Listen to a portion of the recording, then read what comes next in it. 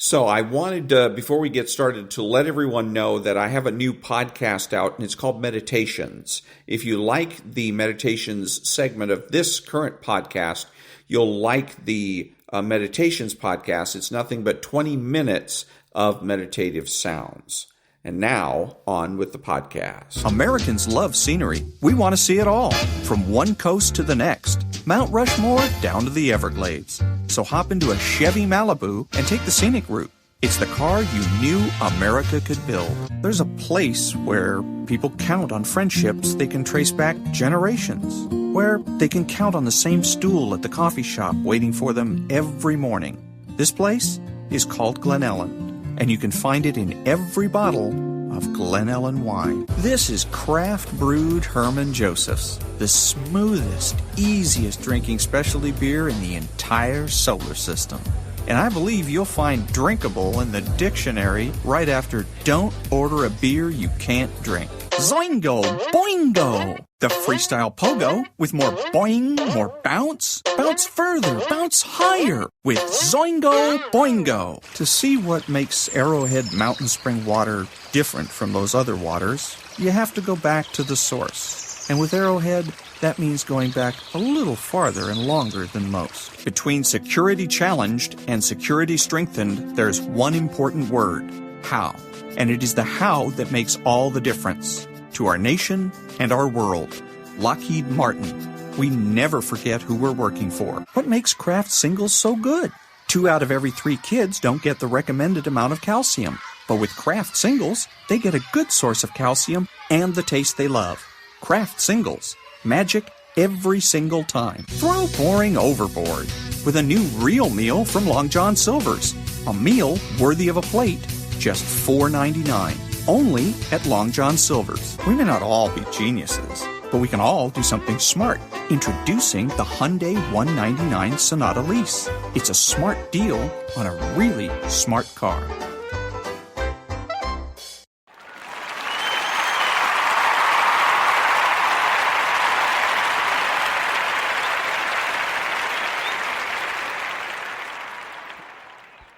I want to hang a map of the world in my house, and then I'm going to put pins into all the locations that I've traveled to. But first, I'm going to have to travel to the top 2 corners of the map, so it won't fall down.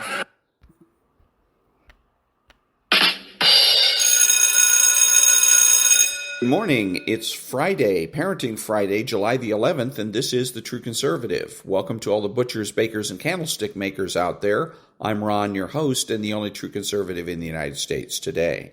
So today, after the Serenity Prayer and the patriotic song of the day, we will have the headlines, patriotic shorts, motivation, Bishop Barron, Ayn Rand, and the collapse of parenting. All that and more when I get back.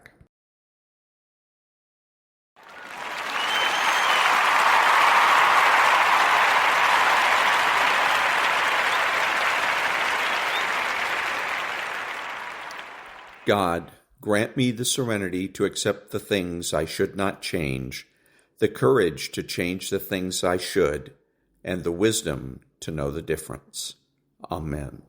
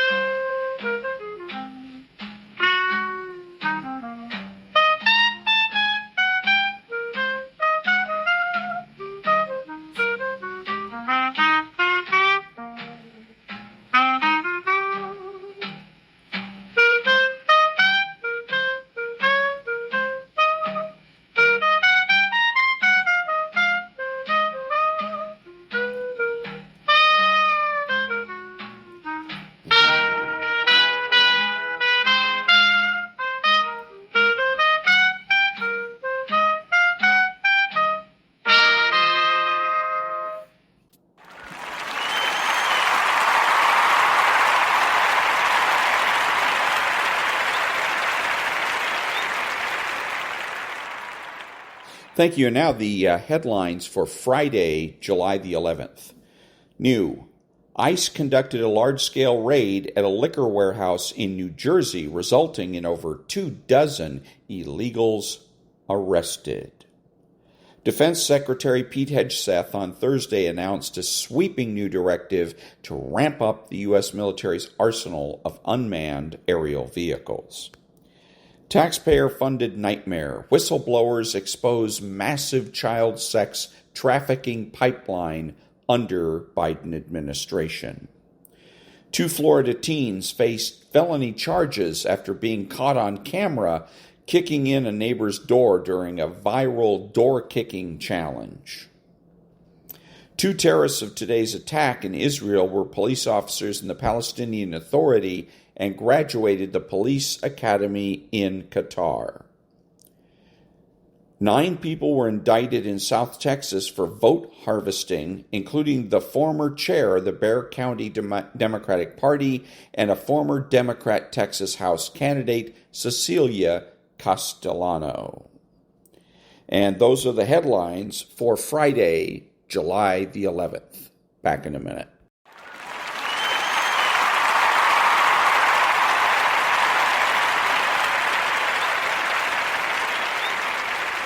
Thank you. Now, the political corner. I am proud to be an American. This is the land of freedoms where I enjoy the most, and I love the American flag so much. And that was the political corner. Back in a minute.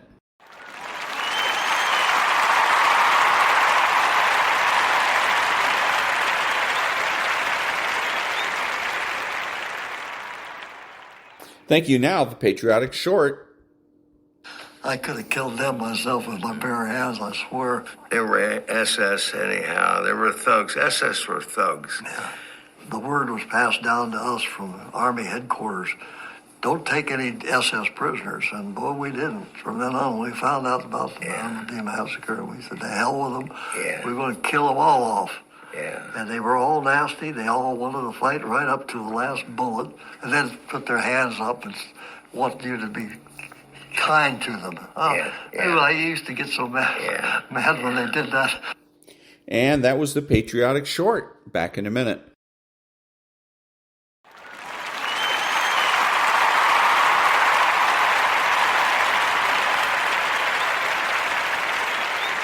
Thank you. Now, motivation.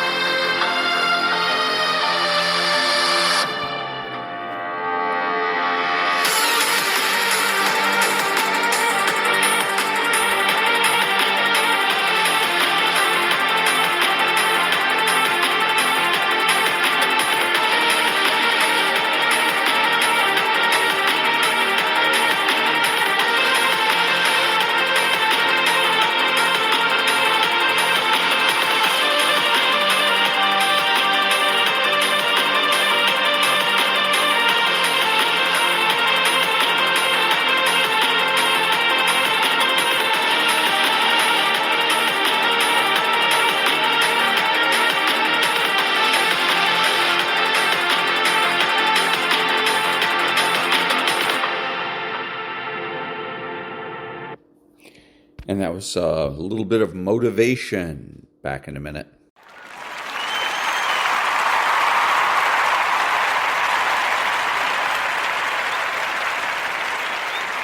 Thank you. And now meditation.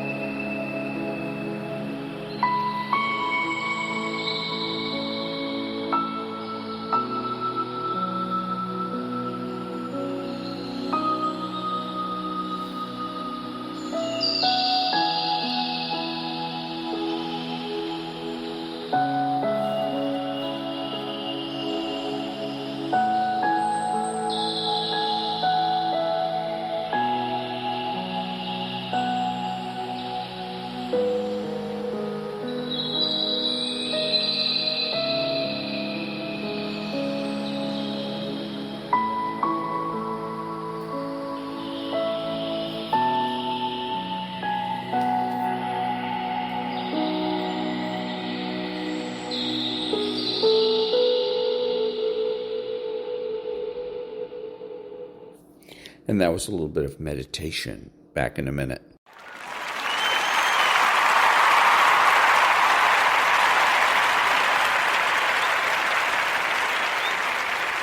Thank you, and now the Daily Stoic. Always love. Hecate says, I can teach you a love potion made without any drugs, herbs, or special spell.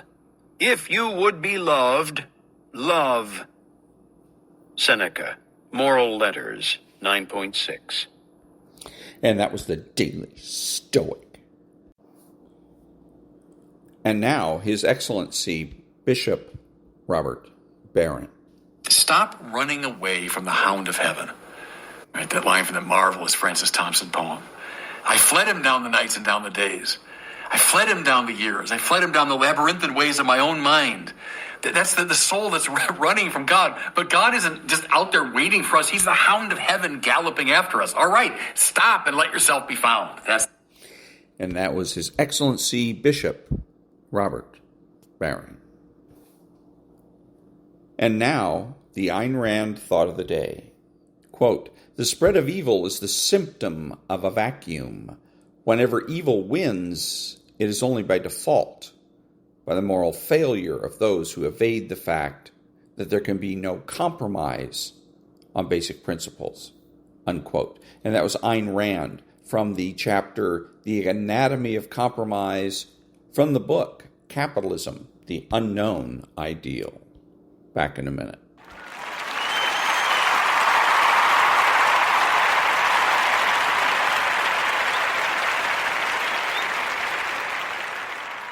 Thank you. And now, psychopathy.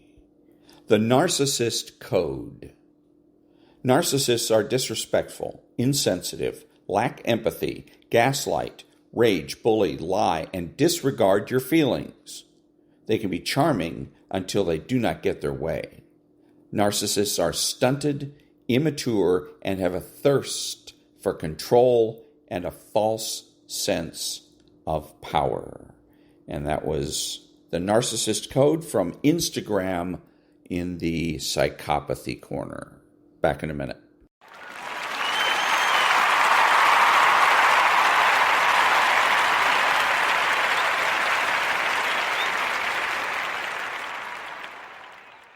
Thank you, Maria, then Stu. Financial markets, Scott Bassett will quickly enough convince Donald Trump to change course. Interesting expectation there. Channel Odesher. I agree, and if you want to give the markets a major victory, let's look at that EU trade deal. Let's get rid of those non-tariff barriers, digital service taxes, and have a 0-0 trade deal by the end of the month. Well, President Trump is tough. He's not going to put up with any negatives against American companies, period. John Lonsky, Channel Odesher, great to see you both. Don't miss my interview tonight with Kevin Hassett on Maria Bartiromo's Wall Street. We start at 7 p.m. Eastern. Don't miss it. And then on Sunday Morning Futures, I've got an exclusive with Kevin Warsh. Varney and Company picks it up. David Asman in for Stu. You've got the two Kevins. My goodness. I'm Yes. going to be watching, Maria. Thank you very much. Have a good weekend. Well, good morning, everyone. I'm David Asman. Stewart, by the way, is going to be back on Monday to straighten things out here. Well, President Trump threatening Canada now with an additional 35% tariff on imports starting on August 1st. He also said he plans to impose a blanket tariff anywhere between 15 to 20% on most trading partners if they have not yet received a letter about tariffs. The market's lower on the news. The Dow is trading now down about 275 in pre-market, S&P down 35, and the NASDAQ is down about 100 points. One bright spot, by the way, Bitcoin topping $118,000 for the first time this morning. On the show today, the administration moving to block illegal migrants from accessing taxpayer-funded benefits. Announcing changes to 5 departments, HHS Secretary RFK Jr. says this move ensures that federal resources are used only for American citizens. Meanwhile, federal agents raiding a marijuana farm just north of Los Angeles for allegedly employing illegal migrants. Protesters confronted agents who used tear gas and smoke bombs in response. And now the FBI is offering a $50,000 reward for more information on a suspect who appeared to fire a gun at them. And today, President Trump and the First Lady heading to Texas to see firsthand the damage caused by the deadly flash floods. But the left continuing to politicize the tragedy, arguing that the Texas floods were made worse by what they call, quote, climate denialism. It is Friday, July 11th, 2025. Varney and Company is about to begin. And that was David Assman subbing in for Stuart Varney. Nonprofit News Now. Back in a minute.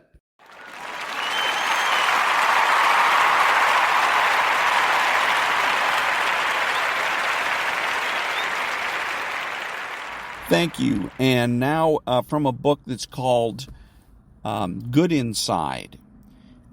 What's the opposite of understanding? For this argument's sake, it's convincing.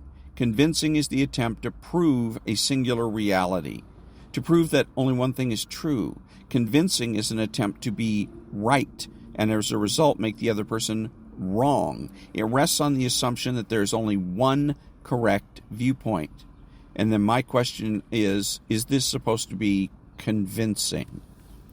Further, convincing has one goal in mind, being right. And here's the unfortunate consequence of being right. The other person feels unseen and unheard, at which point most people become infuriated and combative, because it feels as if the other person does not accept your realness or worth. Feeling unseen and unheard makes connection impossible. Understanding two things are true and convincing one thing is true are diametrically opposed ways of approaching other people, so a powerful first step in any interaction is to notice which mode you're in. When you're in one thing is true mode, you're judgmental of and reactive to someone else's experience because it feels like an assault on your own truth.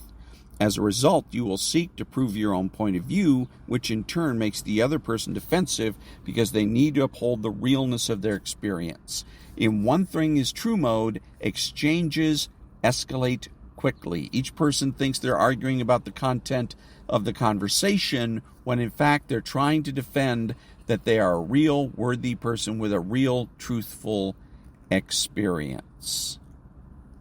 And again, is this convincing? Back in a minute.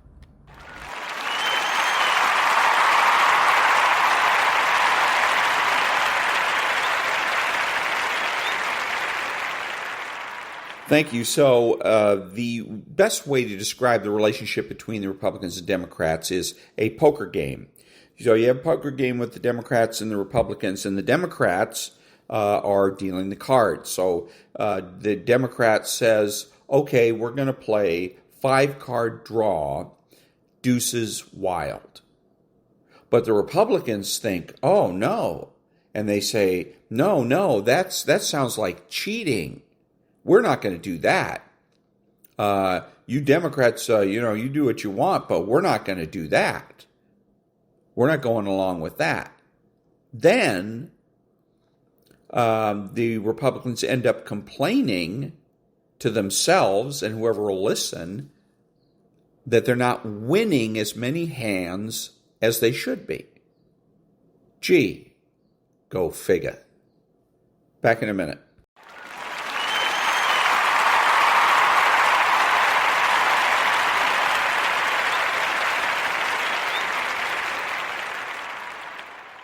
Thank you. Now the preamble to the Declaration of Independence.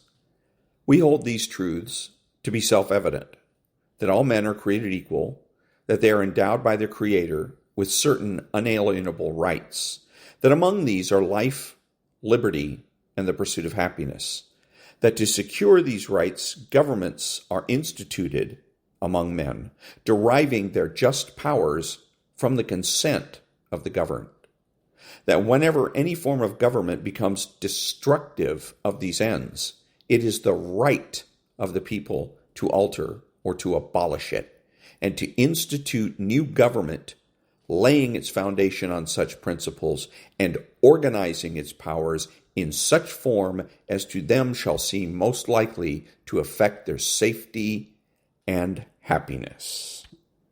Back in a minute.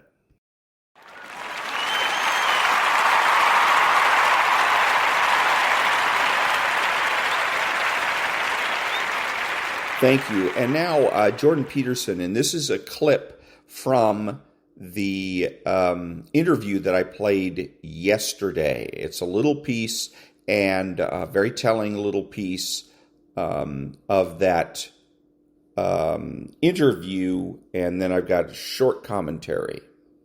You cited freedom of speech in that. Why should your right to freedom of speech trump a trans person's right not to be offended?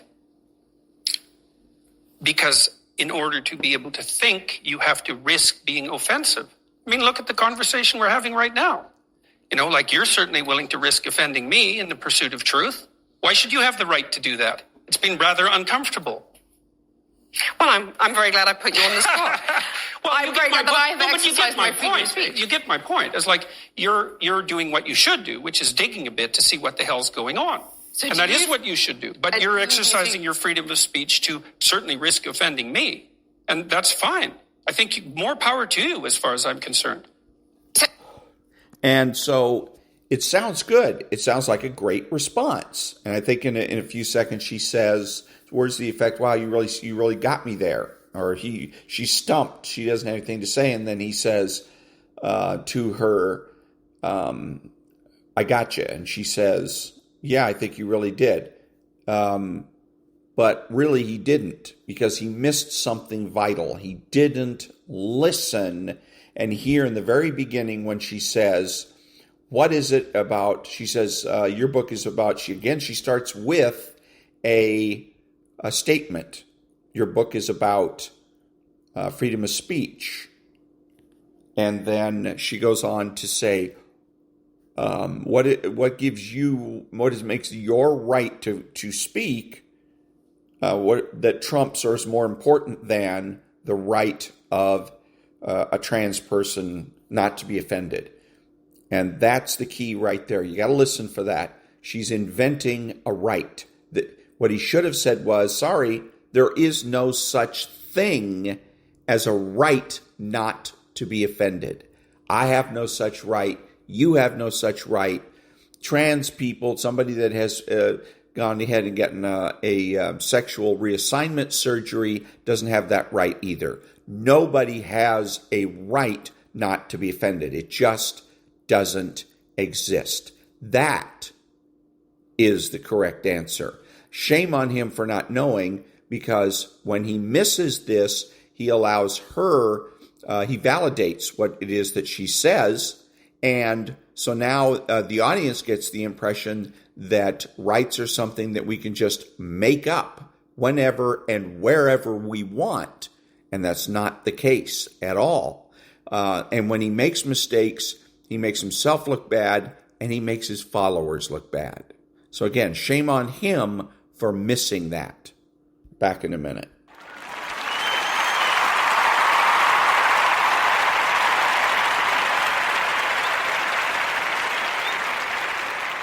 Thank you. And now, what does the phrase, if you're explaining you're losing, mean in debates?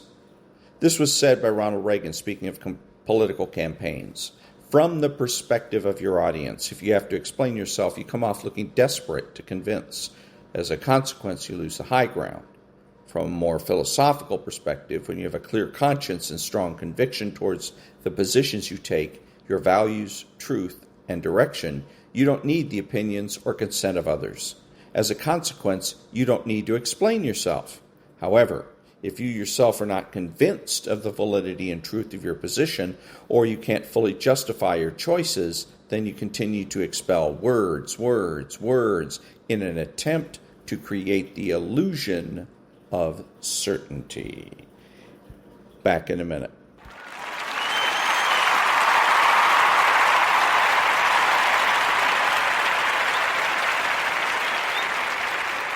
Thank you, and now, Candace.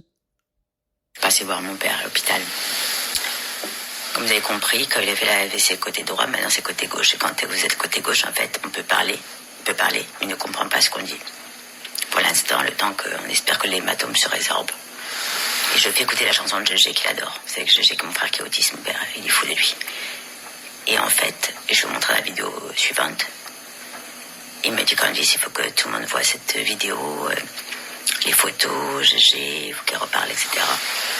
C'est-à-dire le seul truc qui le reconnecte, c'est GG, cette chanson. Je suis choquée. Tellement il aime mon frère qui est autiste. Je vous montre ça, c'est un truc de fou. N'oubliez pas de télécharger la chanson à toute balle, parce que chaque écoute égale un don pour les autistes, direct. Sur toutes les plateformes, évidemment. Mais je suis choquée comment GG les connecté à mon père, c'est un truc de fou. C'est-à-dire, c'est le seul truc qui le fait réagir. Incroyable. Comme ça. And that was Candace. Back in a minute.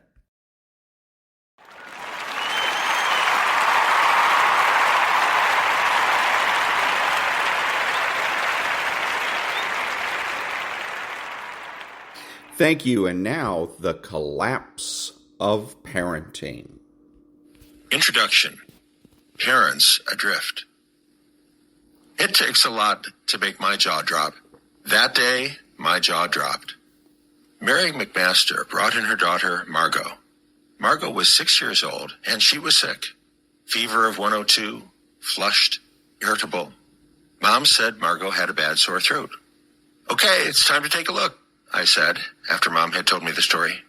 Margot, would you please open your mouth wide and say, ah? I leaned over to look in her throat.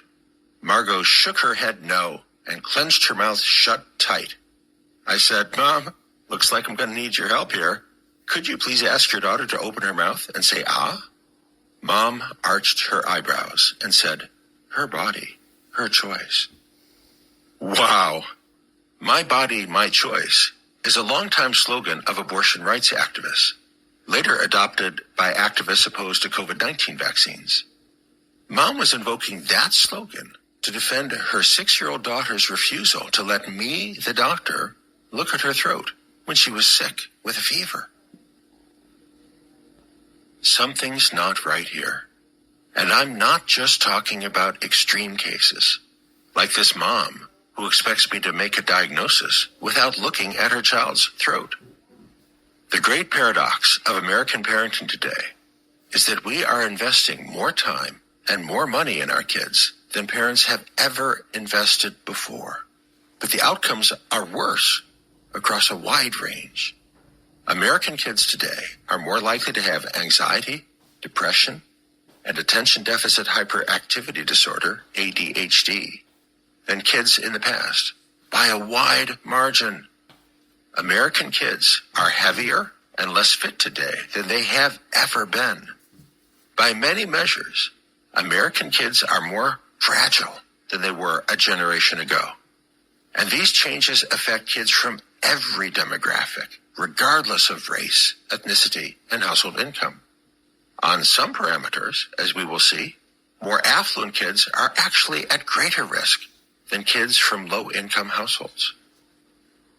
I'm going to argue that two big factors are driving these changes. One factor is the change in the culture. American culture has become a culture of disrespect, a culture that undermines the authority of parents and prioritizes the relationships that kids have with other kids their own age over the relationship between the parent and the child. That's a big problem. The other factor, which is related to the first, is that many American parents are no longer confident of their authority. They are uncomfortable enforcing rules. They think good parenting means letting kids decide in almost all circumstances, including those where parents would unequivocally have made the call not so long ago. Mary and Margot are an extreme case. More common is the parent who knows she should be setting and enforcing boundaries, but she isn't, and she isn't sure what to do about it. Another child, another patient, this time a 4-year-old boy with a rash. Well, there are lots of rashes. There's poison ivy, there's eczema, there's scabies, and then there's meningococcus, which begins as a rash, but can be fatal within hours. In order to make the right diagnosis, I have to see the rash. Where's the rash? I asked Mom. It's worst on his tummy, Mom answered, and on his chest and some on his back. Let's take a look, I said. Again, this kid did not want to cooperate. This mom, unlike the other mom, was actually trying to get the job done, to get the kid's shirt off so that we could see the rash. Mom had turned on a SpongeBob SquarePants video on her phone, cranked up the volume, and handed the phone to her kid, who promptly threw the phone on the floor. The kid was fighting back, kicking, screaming. "You're being such a good boy," Mom was saying as she struggled with his shirt. He thrashed harder as she tried to get his shirt up. The SpongeBob video was still blurring. "You are doing such a great job," she said, as though saying that he was doing a great job would somehow magically make it so. He tried to smack her in the face, but she pulled her head back just in time, and he missed. "Good job," Mom said. I wasn't sure whether she was praising herself for evading the blow or him. She did finally get his shirt off. That was weird. When her son took a swing at her, it would have made more sense if Mom had said, "Missed me," or "Please don't hit." It would have made even better sense for Mom to say, "You are going to lose all privileges for a month if you try to hit me again." Kids are not born knowing the meaning of words. They have to be taught. When a child fights his mom when she's trying to get his shirt off, and he's praised for doing a great job, what lesson is he learning? The boy could reasonably conclude that he is being praised for fighting his mom. How are kids supposed to learn courtesy and respect when they are praised for being irrational and stubborn? Jim and Tammy Bardas have one child, Kimberly, 8 years old. After carefully researching the local public schools, Jim and Tammy were concerned about what they considered an overemphasis on basic skills such as reading and writing, and the elimination of what the public schools now call enrichment programs, art and music in particular. Those programs had been cut because of shortfalls in the district budget. So Jim and Tammy decided to enroll Kimberly in a private school, even though it wouldn't be easy for them financially. Tammy took Kimberly to visit 4 different private schools. Tammy and Jim both liked School X. The atmosphere was warm and nurturing, the teachers were enthusiastic and engaged, and the long-term outcomes of the students were well documented. But Kimberly liked School Y. On her visit to School Y, Kimberly had clicked with a student escort, a 9-year-old named Madison. Madison and Kimberly discovered that they both liked the Beezus and Ramona books by Beverly Cleary, and they both liked American Girl dolls. But the parents were concerned about the dilapidated condition of the school, the boredom evident among both the teachers and the administrators, and the school's refusal to disclose where graduates of the school, a K-8 school, went to high school. Tammy and Jim advised their daughter to attend School X, but Kimberly insisted on School Y. And that's the school where she's now enrolled, School Y. When I asked Tammy why she and her husband allowed their 8-year-old daughter to have the final say, Tammy answered, "I think good parenting means letting kids decide. That's how kids learn, right?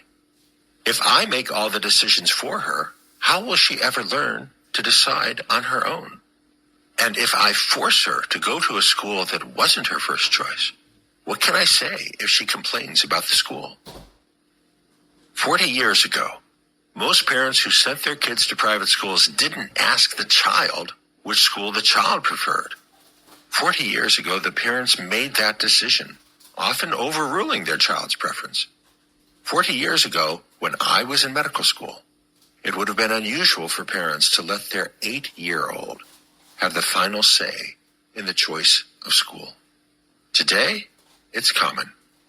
I'm not suggesting that 40 years ago were the good old days, or that we should prefer the 1980s or the 1990s to our own era. Every era has its shortcomings, but I don't think we are facing up to ours. My friend Janet Phillips and her late husband, Bill Phillips, their true names, have 4 sons. When the boys were in high school, Janet and Bill became concerned about stories they heard about kids drinking. Then they saw it for themselves. High school kids who had been drinking and who appeared to be drunk, but who were nevertheless getting behind the wheel of a car. What to do? Bill bought a breathalyzer. The next time there was a party at their house, Bill saw a boy who appeared to be drunk. Bill told the boy, "Come with me." He handed the boy the breathalyzer and told him to blow into the device. Sure enough, the boy was drunk. Janet called the boy's parents and asked them to take their intoxicated son home. To the surprise of both Bill and Janet, the boy's parents were offended by the phone call. The boy's mother did take her son home without a word of thanks to either Janet or Bill. Janet and Bill's breathalyzer strategy was not received enthusiastically by other parents as well. One parent, Ms. Stoltz, gave Janet a piece of her mind. "Kids these days are going to drink, whether you like it or not," Ms. Stoltz said. "I think our job is to teach them to drink responsibly." "At 15 years of age?" Janet asked. "At whatever age. I'd rather have them drink in my own home than hide their drinking from me." Several days later, Janet happened to be standing just a few feet away when Miss Stoltz picked up her youngest son, about 12 years old, from school. The boy climbed into the back seat of the car. Miss Stoltz turned around and asked him, "How was school today?" Her son said to her, "Turn around, shut up, drive." Miss Stoltz glanced at Janet and drove away without saying a word. As near as Janet can recall, she and her husband only actually used the breathalyzer twice, but they always kept it in full view where every kid could see it, whenever any of their teenage sons had a party. Their home became known as the home where those crazy parents will use a breathalyzer on you, and that had consequences. Some of the consequences were predictable, and some were not. The four boys were popular, so their house was a favorite hangout early in the evening. Then around 9:30 p.m., a certain contingent would leave to go to other parties where alcohol would be freely available. But other kids would stay. And sometimes still other kids would arrive. That's what was unexpected. Not all teenage kids like to get drunk. Some don't. But in contemporary American culture, it's hard for a teen to just say no without looking uncool. An excuse is helpful. A girl or boy could say when offered a drink, "Hey, I'd love to, but I'm on my way to the Phillips house and you know their crazy dad. He's the one with the breathalyzer." And that provides a respectable excuse not to drink. As I mentioned, we parents are spending more and more time and money on parenting. But when you look at the results, things are getting worse, not better. American kids are now much more likely to be diagnosed with ADHD and or bipolar disorder and or other psychiatric disorders than they were 30 years ago. I will present the evidence in Chapter 3. And they are heavier and less fit than they were 30 years ago, Chapter 4. Long-term outcome studies suggest that American kids are now less resilient and more fragile than they used to be. In Chapter 7, I will explain what I mean by more fragile, and I will present the evidence supporting that claim. What's going on? The first half of this book poses the problems. The second half provides the solutions. I think I understand where we have gone wrong, and I think I know how to make it better. My prescription is based primarily on what I have seen in my medical office over the past 30-plus years, but it also draws on what I have learned from my conversations with parents, teachers, researchers, and kids, both across the United States and around the world. You may be wondering, who is this Leonard Sachs guy, and what makes him the expert? It's a fair question. I am a family physician, board certified in family medicine, currently in practice in the suburbs of Philadelphia. I also have a PhD in psychology. I grew up in the suburbs of Cleveland, Ohio, where I attended public schools, K through 12. I earned my undergraduate degree in biology from MIT in Cambridge, Massachusetts. I earned both my PhD in psychology and my MD at the University of Pennsylvania. After doing a 3-year residency in family medicine, I practiced for 19 years in the Maryland suburbs of Washington, D.C. I then relocated to Pennsylvania, where I continue to see patients on a part-time basis. My primary sources for this book are the more than 120,000 office visits I have conducted in my role as a family physician between 1989 and today. I have seen children, teenagers, and their parents from a wide variety of backgrounds and circumstances. I have seen from the intimate yet objective perspective of the family physician the profound changes in American life since 1989. I have witnessed firsthand the collapse of American parenting. In 2001, I began visiting schools and communities, first just across the United States, and then in Australia, Canada, England, Germany, Italy, Mexico, New Zealand, Scotland, Spain, and Switzerland, meeting with teachers and parents, talking with students, learning from professors and other researchers. From July 2008 through June 2013, I took an extended leave from medical practice in order to devote myself full-time to these visits, and I have continued visiting schools in the years since. I have now visited more than 500 schools across North America and around the world, meeting with students, teachers, and/or parents face to face. In this book, I will share with you what I have learned. Like any competent physician, I will first review the evidence. Then I will make a diagnosis, and I will prescribe a treatment. The treatment will be strategies that you can put in place today in your home without spending any money that will improve the odds of a good outcome for your child. And I will share success stories. We will hear more about Janet and Bill Phillips and their 4 sons, and other families like theirs, families who have resisted the tide and have achieved good outcomes despite the odds. These stories, supplemented by recent scholarly research, will provide the basis for what you must do if you're going to raise a healthy child in the modern world. It's still possible to raise a healthy child. It is not easy, but it can be done. Some aspects of the collapse of parenting are just as problematic in Scotland and New Zealand as they are here. In every country I have visited, I have found parents who are unsure about their role. They ask, should I be my child's best friend? But if I am my son's best friend, how can I tell him that he is not allowed to stay up past midnight playing video games? When Dr. Timothy Wright was headmaster of Shore, a private school in Sydney, Australia, he told me how a parent called him one day. Mom asked, Dr. Wright, would you please give my son some advice about which video games are okay to play and which aren't okay? And would you tell him how much time spent playing video games is too much time? No.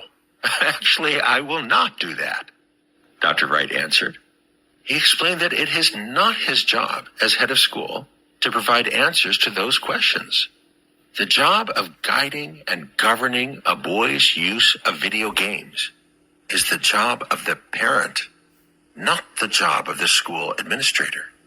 So some aspects of this problem are found worldwide, but other aspects of the collapse of parenting are peculiar to North America, and especially to the United States. Chief among those is the culture of disrespect. And that was the introduction, Parents Adrift to the Collapse of Parenting by Leonard Sachs, MD, PhD. How We Hurt Our Kids When We Treat Them Like Grown-Ups. This book is an antidote to the one I've been reading on Saturday called The Sovereign Child, where the sovereign child, they say, he basically says to let your kids do whatever they want. And this is the results. You see what he's introducing in the introduction here, these kids that the one that doesn't want to take off his shirt, and the one that doesn't want to open her mouth, and the parents just shrug their shoulders because the kids are sovereign. The kids get to do whatever they want. And then the one lady that says, well, that's the way being a good parent is, isn't it? It's you allow your kids to learn by hitting every pothole in the road, by experience, as it says in the book, The Sovereign Child. So this book is all about, the first part of it is the problems, and then he has the second section that's called Solutions, which is a good idea. There's he could do better in terms of solutions, but we'll get to that later. The point is that this book in the beginning shows you the results. The guy that does the book, The Sovereign Child, acts as though everything's hunky-dory. But as I've asked, what happens when? What happens when you have certain plans and your child has other plans? Your child decides they don't want to cooperate with maybe, let's say, vacation. You want to go vacation a certain place, and your child either doesn't want to go or wants to go on to a different location. Now what? Since your child is sovereign, now what? So the guy that does The Sovereign Child, Aaron Struppel, makes it sound simple and easy. You just let your kids do whatever they want, and then they will become healthy, happy adults by magic. And you'll find out in this book that's not true. You'll see the consequences of the sovereign child in this book. And that was The Collapse of Parenting. Back in a minute.